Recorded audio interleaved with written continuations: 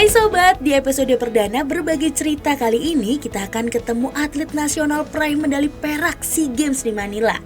Seperti apa keseruan ceritanya? Kita simak aja yuk cerita seru dari tim berbagi cerita kali ini.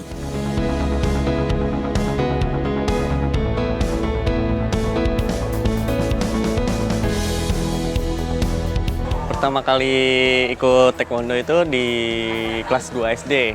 Pertama awalnya pengen ikutnya wushu, ditawarin kan ikut wushu. Pas giliran mau daftar tuh ada tetangga ngomong, udah kamu ikut taekwondo aja bareng itu, berangkat latihannya gini-gini. Ya udahlah, jadinya nggak jadi di wushu, jadinya di taekwondo. Lalu ikutlah di kelas 2 SD itu.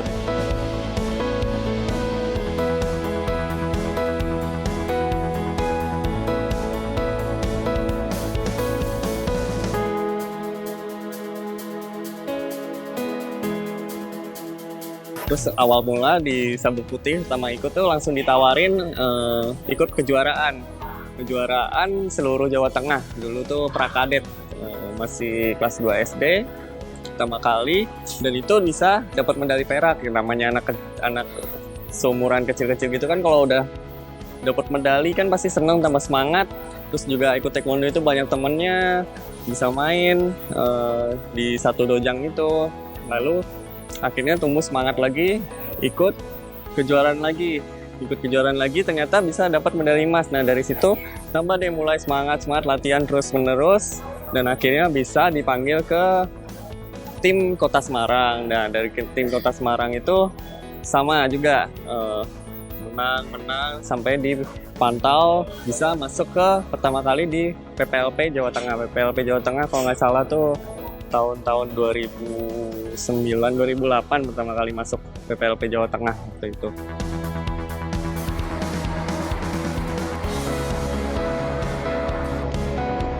Ada kalah, udah menang, jadi nggak selalu menang aja, tapi pas menang itu jadi tambah semangat. Kalau pas lagi kalah tuh kayak penasaran, jadinya pengen coba lagi sampai bisa terwujud menangnya kembali itu. Dari PPLP itu ada seleksi nasional untuk kejuaraan di Vietnam tahun 2009, dan yang dipilih hanya satu finalis yang menang dapat medali emas. Dan bersyukur di sana saya bisa pertama kali ikut kejuaraan nasional tingkat junior dan mendapatkan medali emas dan lolos seleksi tersebut dan bisa ikut berangkat ke Vietnam.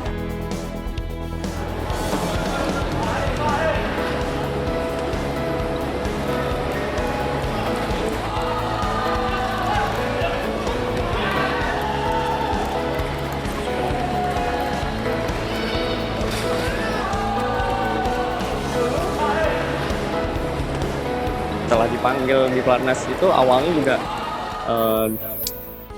jauh dari orang tua, terus sering di mes kan, udah beda lah. Misalnya di rumah bisa santai-santai, di mes tuh udah harus diajarin cara semuanya lah. Kayak misalnya kalau habis bangun tidur tuh harus bersihin kamar gimana semua, jadi semuanya harus mandiri, makannya juga diatur semuanya, jadi udah tertata. Nah, waktu kejuaraan di Vietnam itu pertama saya juga bisa meraih medali emas. Nah, dari situ deh saya mulai terus berlatih, semangat terus, dan sampai sekarang ini.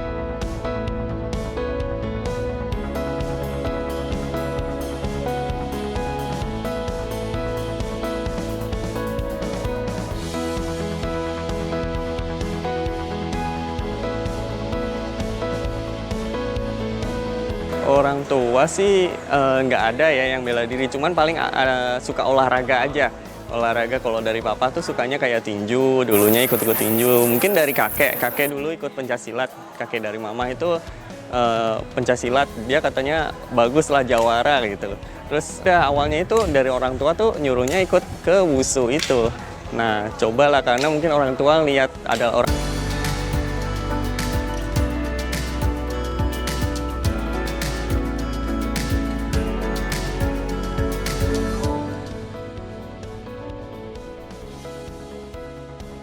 sekalinya ikutin gerakannya tuh bukan tangan tapi kaki gitu. Nah, wushu kan kebetulan kan juga kaki main, tangan main, tapi nggak tahu kenapa tetangga tiba-tiba kayak ngajakin udah ikut taekwondo aja, dan akhirnya ya udah.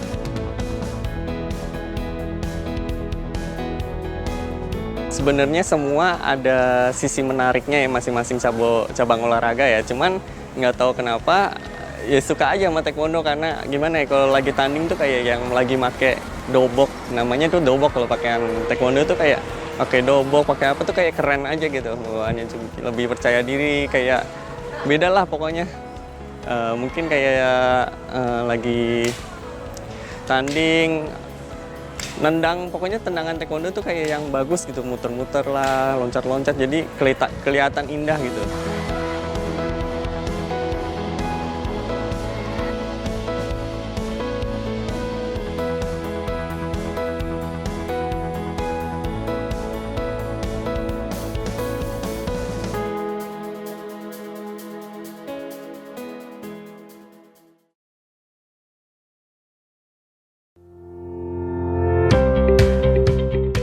Fakultas Teknik Universitas Dian Nuswantoro adalah salah satu fakultas teknik terbaik di Indonesia.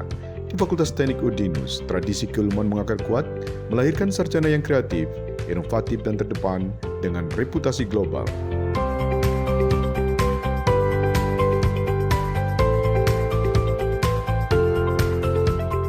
Fakultas Teknik UDINUS menjalin joint program dengan perguruan tinggi ternama baik dalam maupun luar negeri. Fakultas Teknik Universitas Dian Nuswantoro memiliki 3 program studi. Program Strata 1 Teknik Elektro, Program Strata 1 Teknik Industri, dan Program Strata 1 Teknik Biomedis. Fakultas Teknik Universitas Dian Nuswantoro terus tumbuh untuk menjadi yang terbaik, menghasilkan lulusan yang mampu mengembangkan karyanya demi pembangunan dan kemajuan bangsa.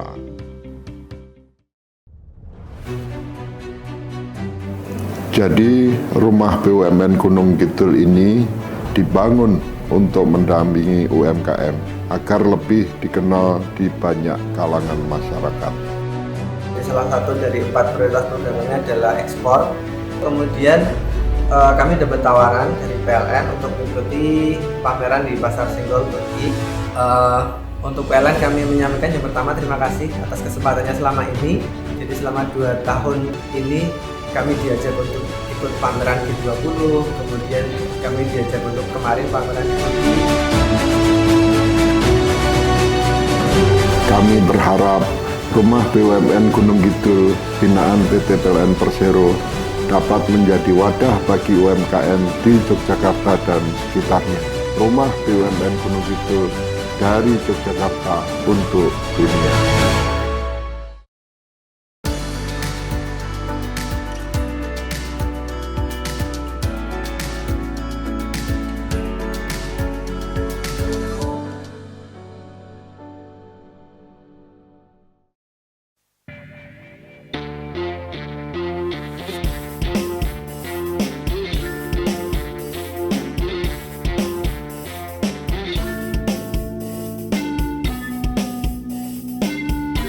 Ya awal mulanya pasti ada jatuh berdiri. Nah tahun 2009 itu saya udah memulai pelatnas dari junior. Nah dari situ saya tuh nggak mau kalah sama yang senior. Jadi gimana pun saya walaupun masih junior, saya nggak mau kalah sama yang senior. Jadi gimana saya bisa samain senior walaupun saya masih muda banget gitu, masih belum waktunya ke jenjang tersebut. Saya merasa kayak saya tuh masih muda banget, tapi kenapa kok saya nggak bisa kepake di SEA Games yang lalu-lalu, dalam arti tahun 2011, 2013. Kemudian saya di tahun 2014 saya ikut juga pelatnas, itu pelatnas Asian Games untuk seleksi juga. Nah di situ pun saya udah buktiin, udah juara di kejuaraan Asia, dapat perunggu. Tapi saya masih belum kepilih di Asian Games. Saya tetap penasaran, coba lagi. Nah ternyata di SEA Games pertama saya terpilih di tahun 2015 dan saya bisa menghasilkan prestasi tertinggi, medali emas di SEA Games Singapura tersebut.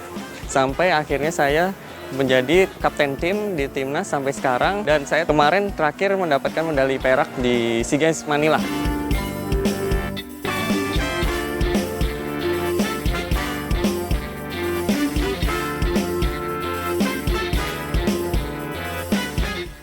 Mungkin kalau atlet pengalaman nggak enaknya mah di latihan mungkin ya, karena kan latihannya capek banget tuh. Capek sehari tuh bisa dibilang latihan udah kayak minum obat.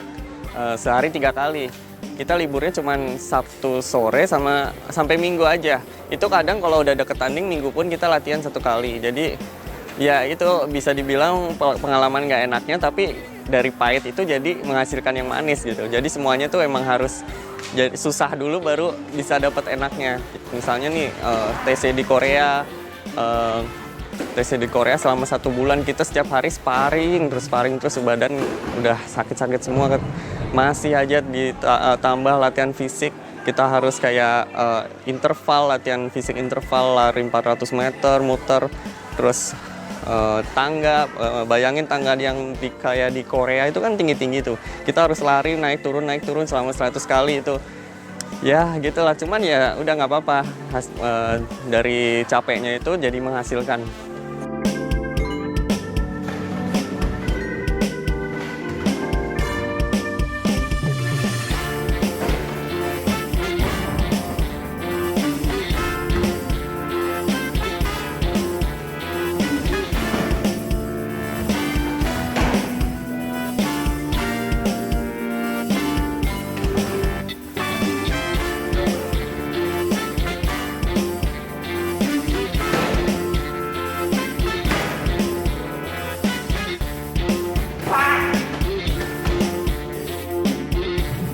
Namanya atlet kan pasti ada titik jenuh.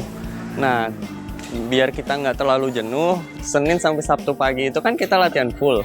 Nah, di balik itu semisal hari Sabtu siangnya kita pergi tuh mungkin ke mall atau pergi sama temen nongkrong lupain latihan dulu sampai Minggu. Nah, nanti kembali lagi di hari Senin fokus lagi. Jadi mungkin jenuh hari Senin sampai Jumat itu capek mikirin latihan, tapi Sabtu Minggunya terbayarin buat ya mungkin nonton film, nongkrong, atau ngapain lah. Jadi masing-masing atlet ada caranya sendiri untuk menghilangkan jenuh itu. Kita kayak kumpul bareng, ya mungkin kayak ngopi-ngopi di dekat mes tuh ada tempat kopi atau apalah. Nah kita sambil ini kayak main bareng Mobile Legend, games lah apalah. Terus macam-macam sih, yang pasti sih seringnya game sih atau cerita bercanda-bercanda aja, yang penting bikin fresh otak biar nggak capek banget.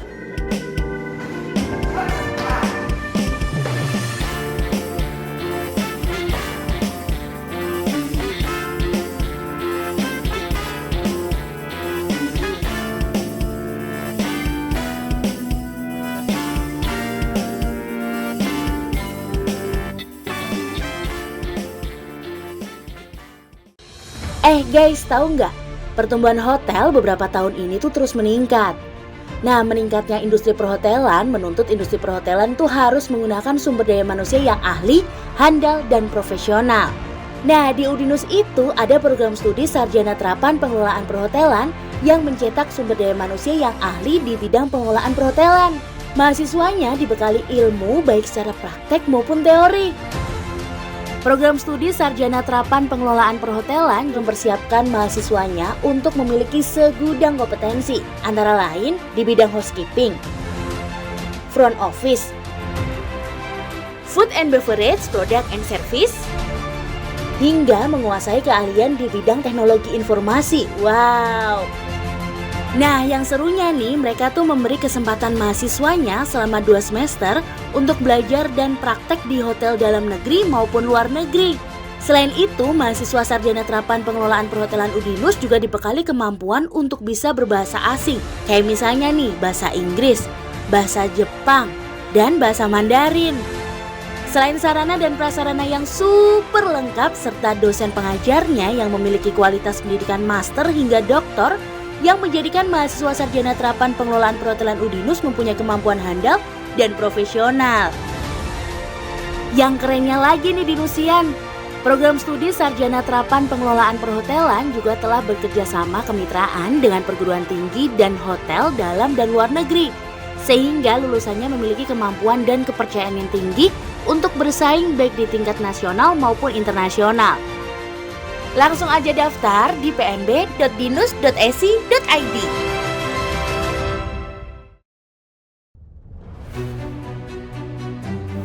Jadi rumah BUMN Gunung Kidul ini dibangun untuk mendampingi UMKM agar lebih dikenal di banyak kalangan masyarakat. Salah satu dari 4 prioritas programnya adalah ekspor. Kemudian kami dapat tawaran dari PLN untuk mengikuti pameran di Pasar Senggol Turki. Untuk PLN kami menyampaikan yang pertama terima kasih atas kesempatannya selama ini. Jadi selama 2 tahun ini kami diajak untuk ikut pameran G20, kemudian kami diajak untuk kemarin pameran di Turki. Kami berharap rumah BUMN Gunung Kidul binaan PT PLN Persero dapat menjadi wadah bagi UMKM di Yogyakarta dan sekitarnya. Rumah BUMN Gunung Kidul dari Yogyakarta untuk dunia.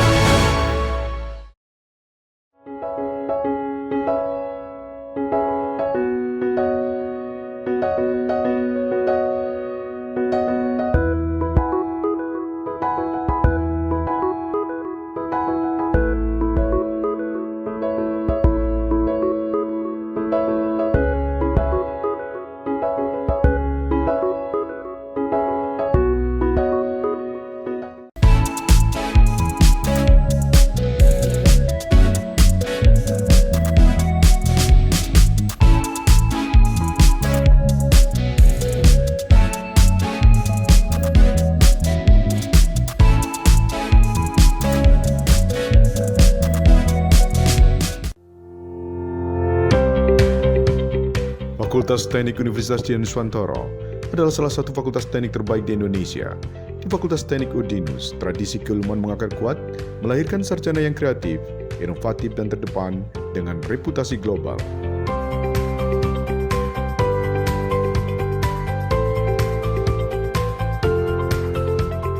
Fakultas Teknik UDINUS menjalin joint program dengan perguruan tinggi ternama baik dalam maupun luar negeri. Fakultas Teknik Universitas Dian Nuswantara memiliki 3 program studi. Program Strata 1 Teknik Elektro, Program Strata 1 Teknik Industri, dan Program Strata 1 Teknik Biomedis. Fakultas Teknik Universitas Dian Nuswantara terus tumbuh untuk menjadi yang terbaik, menghasilkan lulusan yang mampu mengembangkan karyanya demi pembangunan dan kemajuan bangsa.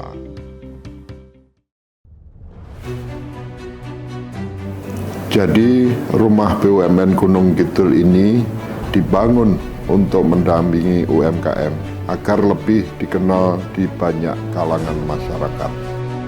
Salah satu dari 4 prioritas programnya adalah ekspor. Kemudian kami dapat tawaran dari PLN untuk mengikuti pameran di Pasar Senggol Turki. Untuk PLN kami menyampaikan yang pertama terima kasih atas kesempatannya selama ini. Jadi selama 2 tahun ini kami diajak untuk ikut pameran G20, kemudian kami diajak untuk kemarin pameran di Turki. Kami berharap rumah BUMN Gunung Kidul binaan PT PLN Persero dapat menjadi wadah bagi UMKM di Yogyakarta dan sekitarnya. Rumah BUMN Gunung Kidul dari Yogyakarta untuk dunia.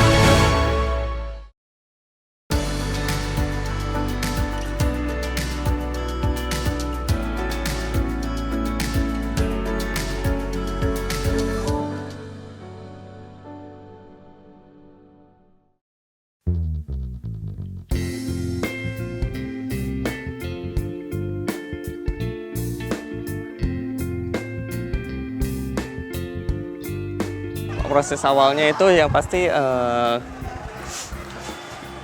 berat sih pastinya. Kita harus melewati kayak proses seleksi.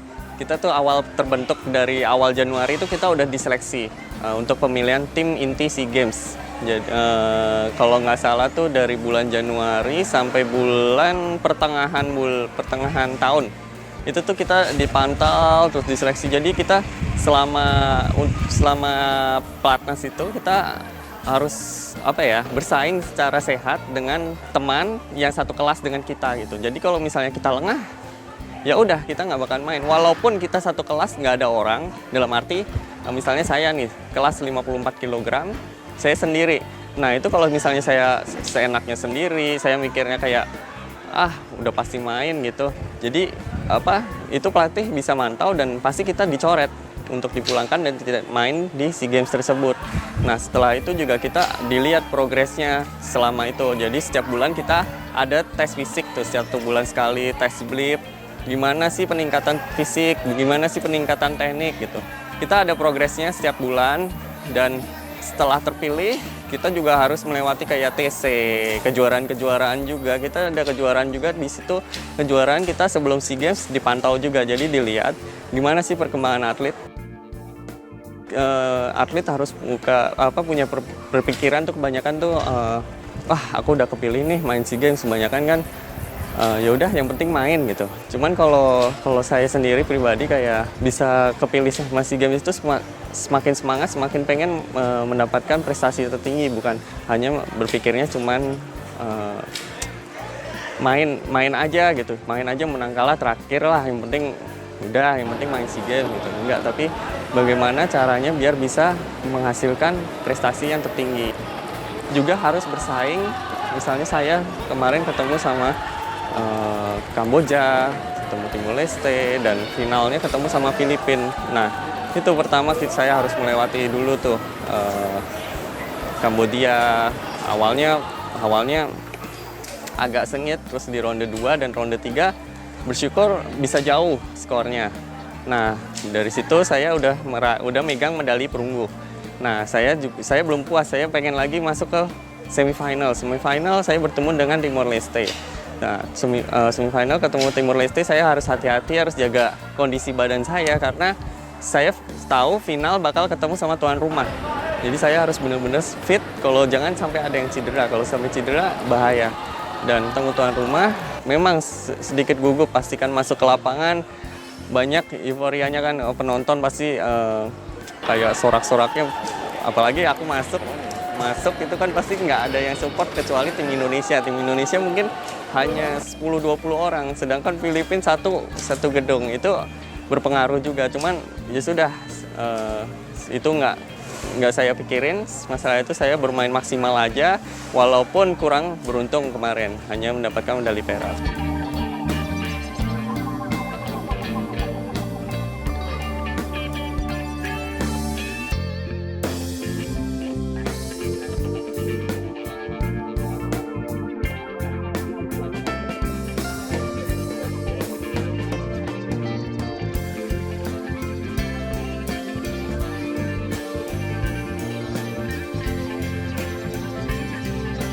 Awalnya dijalanin, semisalnya gagal, coba lagi sampai mimpinya itu terwujud.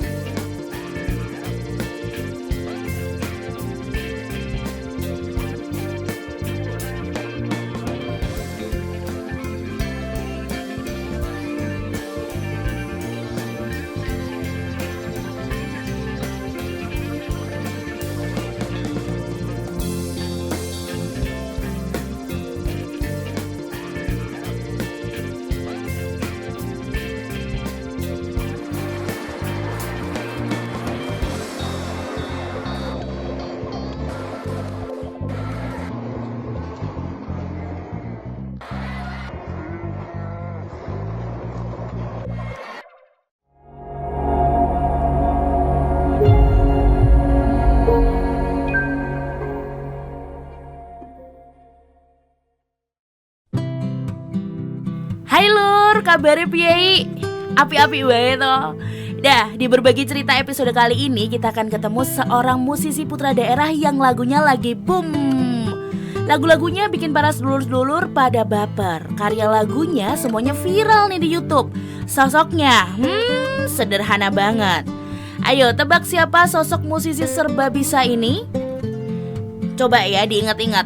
Kalau misalnya denger lagu ini langsung keingetan siapa nih ya?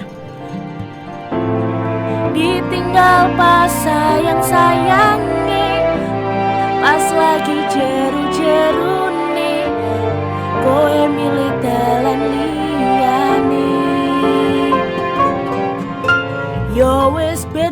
tak nyanyi terus ya. Nah, pada baper kan ya tuh. Nah, langsung aja nih Lur, kita ketemu aja sama sosok yang inspiratif kali ini. Ada Hendra Kumbara.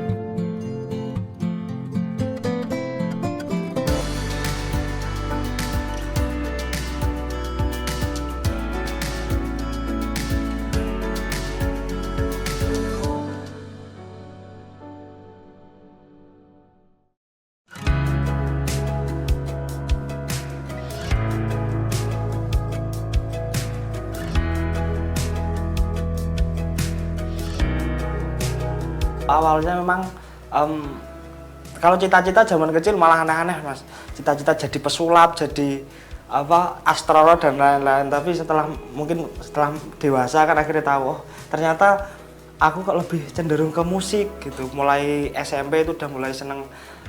Awalnya itu malah waktu khitanan. Waktu khitanan itu teman-teman yang lain mungkin pada minta PS, minta ini, aku mintanya kendang waktu itu Mas. Mintanya kendang karena tetangga-tetanggaku itu banyak yang suka dangdutan, aku tuh kayak kendang gitu.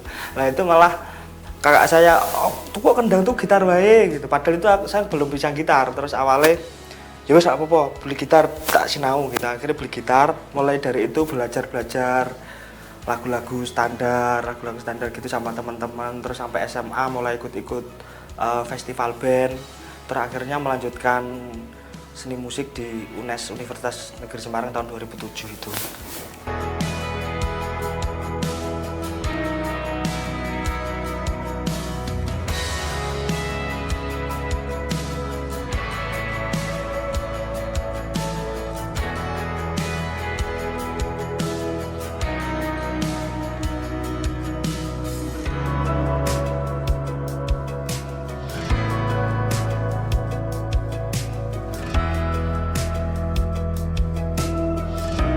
Awalnya itu saya waktu SMA juga udah sering ikut dangdut, grup orkes keliling gitu. Itu juga kalau pulang malam itu sering diomongin, "Ku ngopo sampai ya ini. Wah, apa aku malah seneng ini."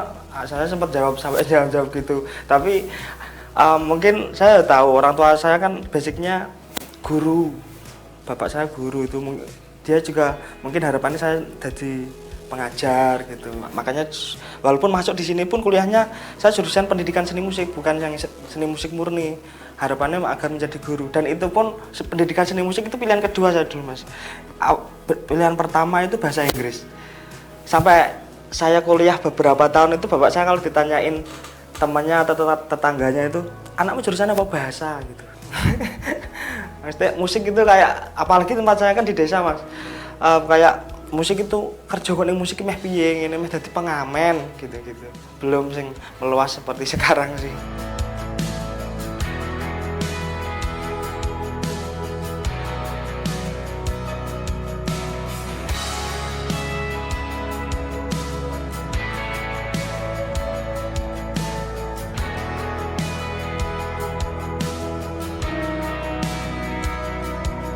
Saya waktu mulai di kuliah seni musik Semarang itu kan akhirnya ketemu sama teman-teman yang sefrekuensi Mas. Maksudnya mulai bikin karya, bikin lagu, itu memang mulai dari 2007 itu. Terus mulai ikut project kesana kesini, misal kayak ngisi di acara wedding, ngisi di kafe-kafe, terus main di event-event apa. Salah satunya juga di bank di Jawa Tengah itu ada grup campur sarinya itu yang hampir berarti setiap bulan sekali itu dulu saya ngisi di sana, main pertama cakcuk itu, yang cing itu, terus yang kedua gitar itu. Waktu itu kan masuk di TV waktu itu di TVRI Jawa Tengah itu, mulai orang tua saya, oh memang anakku gitu. Tempat rumah saya itu ada warungnya gitu, setiap ada tayangan itu mesti disetel ke biar orang-orang yang makan ke situ itu pada nonton gitu. Mulai dari situ saya mulai, oh ini berarti orang tuaku udah mulai mau menerima kalau saya ini memang jalannya di musik. Mulai saat itu udah mulai tak seriusin lagi gitu.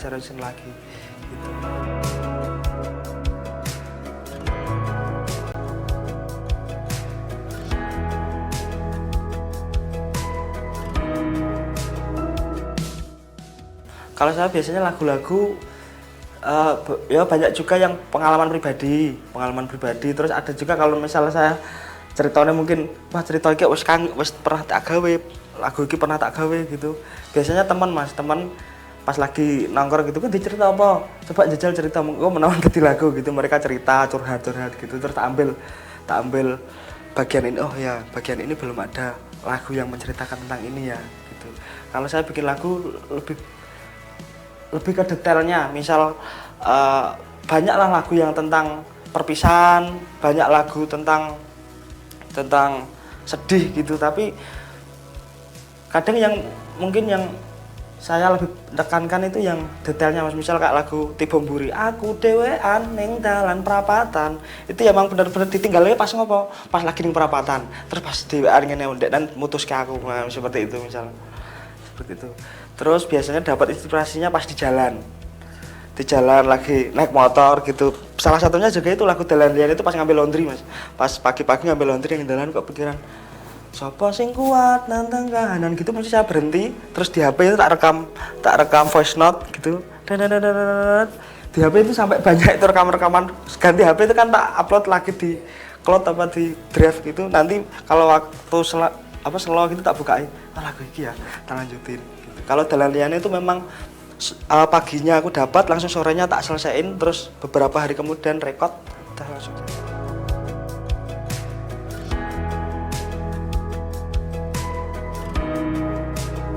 Beberapa pengalaman pribadi atau pengalaman teman-teman, beberapa juga imajinatif. Beberapa. Kalau yang Dalan Liyane itu kan memang awalnya dari teman saya yang Mas Ade itu yang waktu itu menjabat kepala BLU Trans Semarang. Itu beliau mau buka koridor baru, terus waktu ngobrol nongkrong itu, jajal tak dikasih challenge gitu. Gue jajal gawe lagu yang bertema dengan koridor sing anyar, tapi tetap bisa dinikmati oleh masyarakat gitu. Terus aku waduh dengan bertema bis koridor agak berpikir keras sih apa ya, tapi ya itu paginya kok di jalan gitu tiba-tiba kok oh iya dalan ya ning dalan ini berarti memilih jalan yang lain gitu. Terus tak sambung-sambungnya sama mungkin pengalaman saya, pengalaman teman-teman, karena Dalan Liyane kan bisa luas Mas, bisa diambil dari sisi percintaan juga bisa, mungkin pertemanan atau pekerjaan gitu, lebih luas sih. Soalnya saya juga nggak menekankan kata-kata cinta apa tresno gitu di situ ya.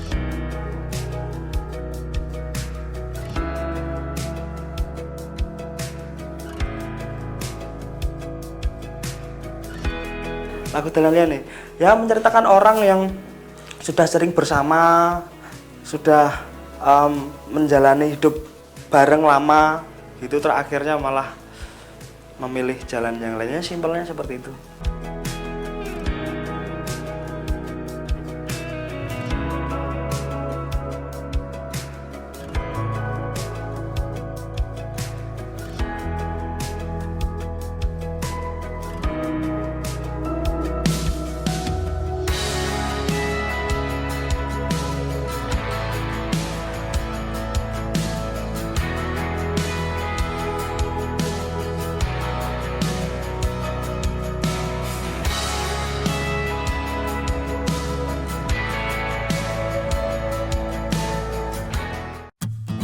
Budaya menjadi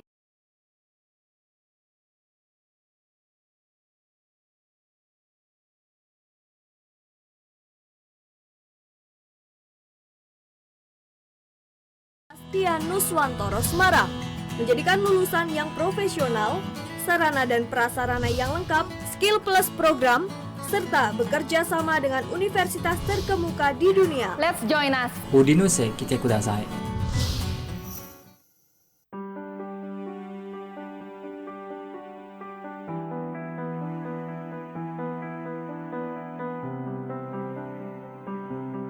Program studi sarjana terapan manajemen perhotelan mengembangkan keterampilan dan pengetahuan perhotelan khususnya dalam bidang perencanaan, produksi, pengawasan, dan pengelolaan perhotelan serta jasa industri lainnya dalam bidang perhotelan. Pertumbuhan hotel beberapa tahun ini menuntut industri perhotelan untuk berdaya saing tinggi dengan menggunakan sumber daya manusia yang ahli, handal, dan profesional. Manajemen perhotelan Udinus mempersiapkan kompetensi seperti housekeeping, front office, hingga food and beverage. Prodi ini memiliki komitmen untuk mempersiapkan mahasiswa yang ingin mempelajari praktik dan teori perhotelan hingga level manajerial. Kami mahasiswa Sarjana Terapan Manajemen Perhotelan dibekali dengan kemampuan berbahasa asing seperti bahasa Inggris, Jepang, dan Mandarin. Diampu oleh dosen yang memiliki kualitas S2 hingga S3, membuat kami menjadi mahasiswa tersertifikasi yang profesional, sehingga kami memiliki kepercayaan diri untuk bersaing baik di tingkat nasional maupun internasional. Sarjana Terapan Manajemen Perhotelan, a place to nurture professionalism.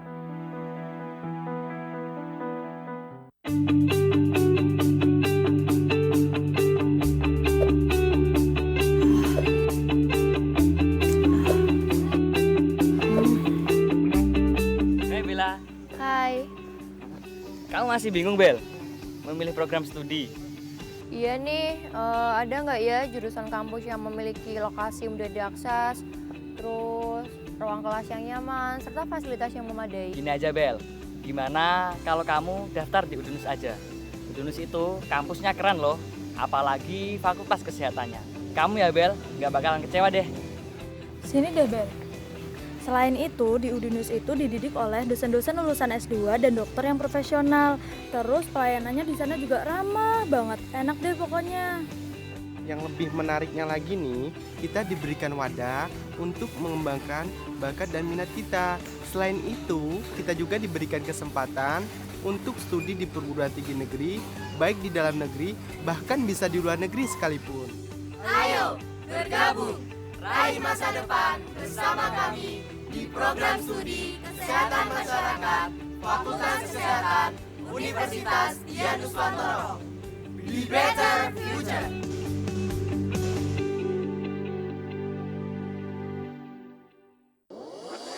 Wong lulus sekolah malah domblang-domblong, pengen langsung kerja. Mbok kuliah neng dinus-dinus apa kae sing kampuse biru nggone Mbak Yumu kuliah karo kanca-kancane kae lho.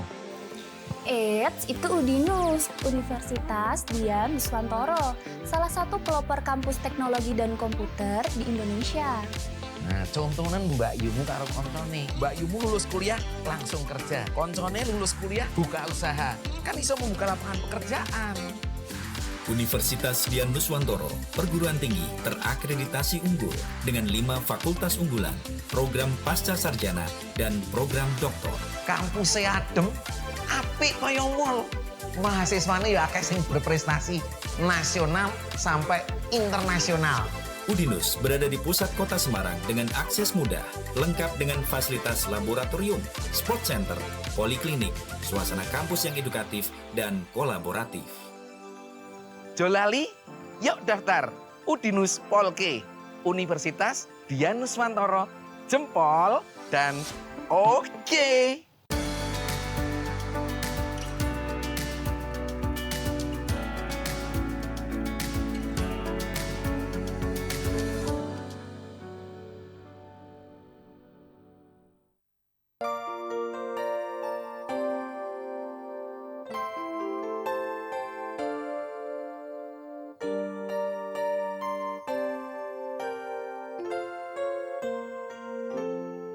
Yo wes pentati kenangan.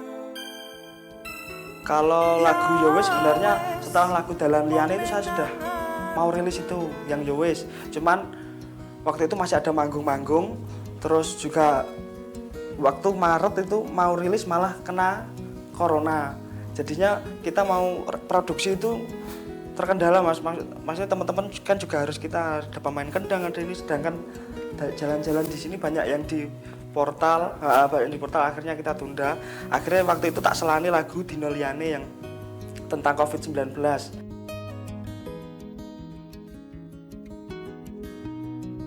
Karena aku di rumah dewe tengok-tengok gini, saya bener-bener waktu itu 2 minggu, awalnya kan 14 hari itu, bener-bener di rumah nggak keluar, bahkan mungkin sampai sebulan lebih bener-bener di rumah. Keluar cuma kalau cari makan itu. Terakhir genjreng-genjreng, ini nggak tak bikin karya apa gitu yang tentang keadaan saat ini, tapi dari sudut pandang yang berbeda itu kan kurang, kita kok nggak ada anak gunanya gitu, rap tengok-tengok gini. akhirnya coba bikin. Saya lihat status WhatsApp teman-teman, kok nikahnya pada diundur ya, ini dan lain-lain gitu. Coba dari orang yang nikahnya diundur, akhirnya ketemu itu lagu Dino Liyane. Terus setelah lagu Dino Liyane itu kemarin juga sempat rilis album yang dulu saya sempat bikin beberapa single akustik Jawa, terus kemarin tak jadiin satu jadi 9 lagu itu di album Wayahe. Terus mulai boleh berkegiatan tapi dengan protokol kesehatan lah, baru langsung wah lagu ya wis digas iki maneh.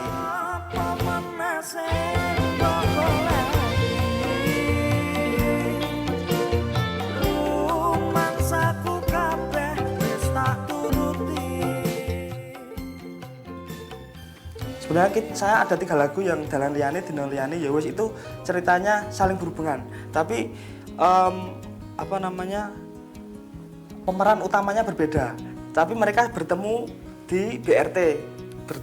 Ada 3 orang itu yang petugas BRT, terus yang tukang sapunya itu di lagu Dino Liyane, dan yang mas-mas brewok yang pertama cuma jadi figuran di Dalan Liyane itu jadi peran utama di video klip Yo Wis. Itu kalau Yo Wis itu kenapa Mas Brewok itu tadi kok sampai nabrak mbak-mbak itu, ternyata dia buru-buru mencari istrinya yang minggat, seperti itu.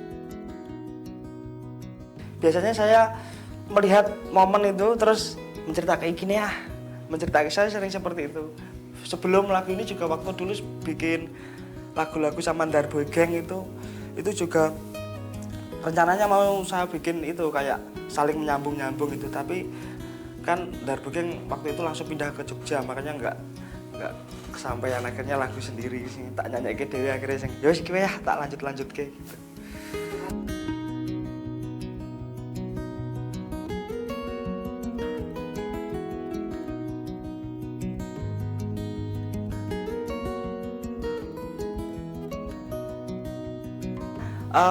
Orang belakang layar Mas, aslinya kayak lagu Dalan Liyane itu ya aku nyoba aja, jajal nyanyi dari 2007 cuma bikin lagu di belakang. Banyak project yang saya buat seperti Senggol Tromol, terus dan juga teman-teman itu mulai di Dalan Liyane itu yus jajal tak nyanyi, aku nggak nyangka ternyata kok. Saya produseri, saya ada lagu bikin sama Mas Darboy, itu bikin judul lagunya Jogja Semarang PP. Terakhirnya coba jajal sing nyanyi Daru sama Reza. Kalau Daru kan mewakili Jogjanya, Reza kan mewakili Semarangnya, makanya tak judul Jogja Semarang PP waktu itu. Terus saya produksinya di Salala ini juga. Terus video klipnya di sini sama di Jogja itu.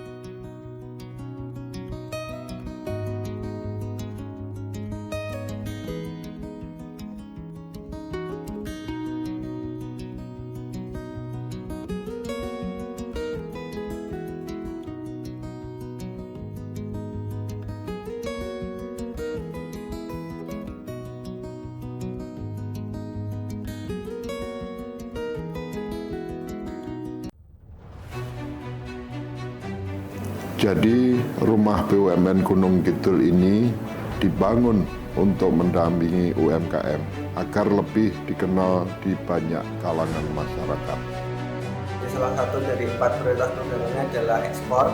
Kemudian kami dapat tawaran dari PLN untuk mengikuti pameran di Pasar Senggol Turki. Untuk PLN kami menyampaikan yang pertama terima kasih atas kesempatannya selama ini. Jadi selama 2 tahun ini kami diajak untuk ikut pameran G20, kemudian kami diajak untuk kemarin pameran. Kami berharap rumah BUMN Gunung Kidul binaan PT PLN Persero dapat menjadi wadah bagi UMKM di Yogyakarta dan sekitarnya. Rumah BUMN Gunung Kidul dari Yogyakarta untuk dunia.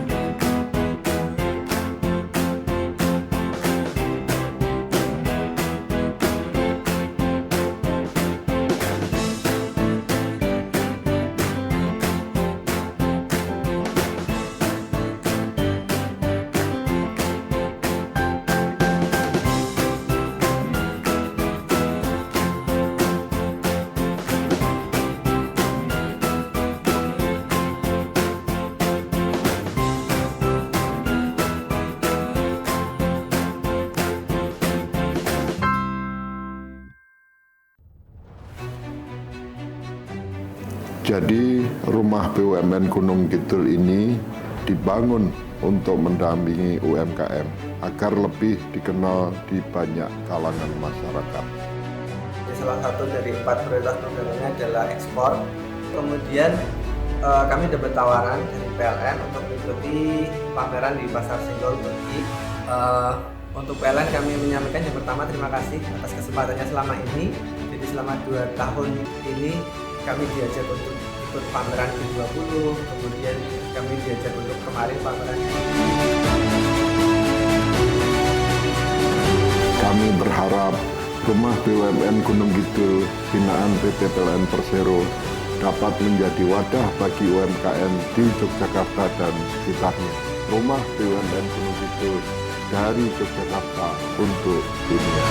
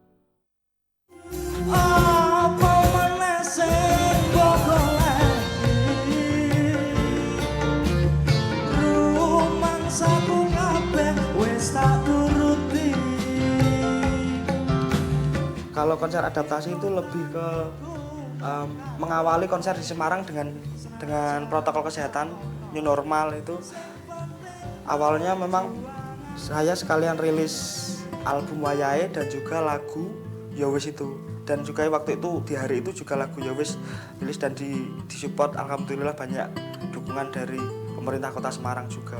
Akhirnya yaitu di Art Hotel waktu itu terus bikin konser adaptasi. Pokoknya saya pas itu piye kamu tak bikinin acara gini-gini ya monggo saya manut, pokoknya saya ada lagu ini, saya ada sama album ini, terus semuanya dibantu. Selain saya ada Bianca Sakila, ada juga Rumi. Juga sedang merilis lagu-lagu baru mereka.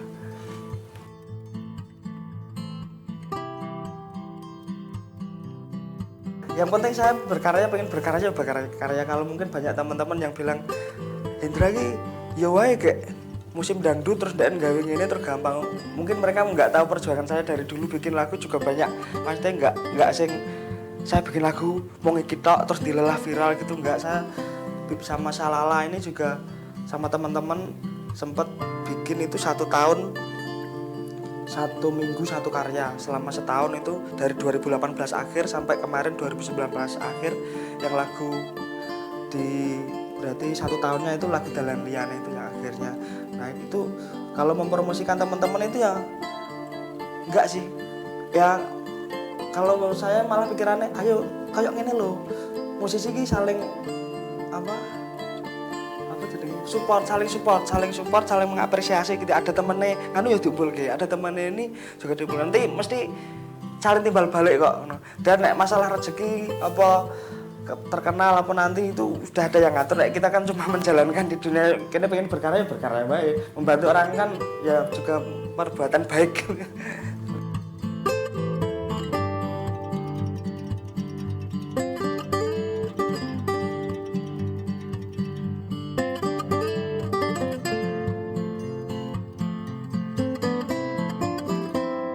Enggak saran, cuman mungkin ini belajar bersama karena saya juga masih belajar sampai sekarang. Itu ya konsisten itu yang penting, tetap nomor 1. Terus mungkin kalau saya kan kayak ada orang yang selalu menginspirasi. Misal banyak sih, misal kayak Pak Didi Kempot, terus Rhoma Irama, Erik Sukamti kayak gitu yang sering saya misal lagi agak kendo itu tak tonton. Mereka bisa kok gini kok, mereka bisa kok gini, aku mesti kudu bisa, aku kayak gitu. Saya manusia, mereka juga manusia, saya pasti bisa seperti mereka gitu. Yang akhirnya semangat tuh, bikin lagi, semangat bikin. Ya banyak omongan, kok sampai kapan ini, kok sampai kapan ini. Justru itu malah jadi motivasi, oh tak buktikan, aku mesti bisa kok gini ya seperti itu. Oke. Nah, untuk anak-anak muda zaman sekarang ya jangan sengan lah. Sekarang kan banyak banget teknologi mas. Zaman dulu saya nyebarke lagu itu ndak kudu muter ning radio satu-satu, dicetak CD, cetak dhewe, tak long PT dhewe gitu tak sebarke itu banyak ditolak. Sekarang itu gampang. Teknologi tinggal bikin video, diupload YouTube itu udah sak dunia sudah bisa nonton semua kan. Itu ya harus mencari celah. Di era-era seperti ini harus pinter-pinter, nggak cuma kita kemakan teknologi konsumtif gitu tapi nggak ada produktivitas, nanti malah bisa tenggelam.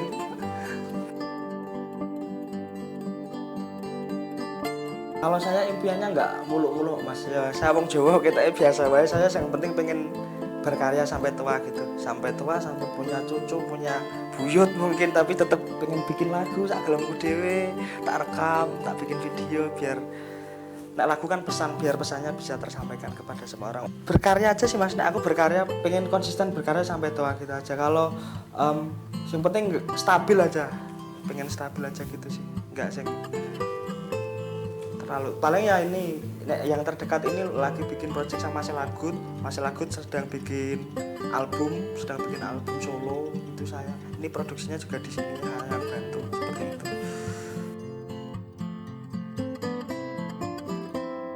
Buat dulur-dulurku semua yang nonton acara ini, nonton video ini, tetap semangat berkarya. Yang baru mulai juga tetap semangat, jangan kendor, jangan terputus hanya karena alatnya kurang apa jenenge ini kurang iki. Apapun harus kita maksimalkan. Saya dulu rekaman pertama juga cuma pakai headset sama pakai tempolong itu juga jadi lagu. Itu pokoknya jangan banyak alasan. Berkarya itu yang penting langsung sandet berkarya pengen iki ayo langsung sekarang gitu. Mantap.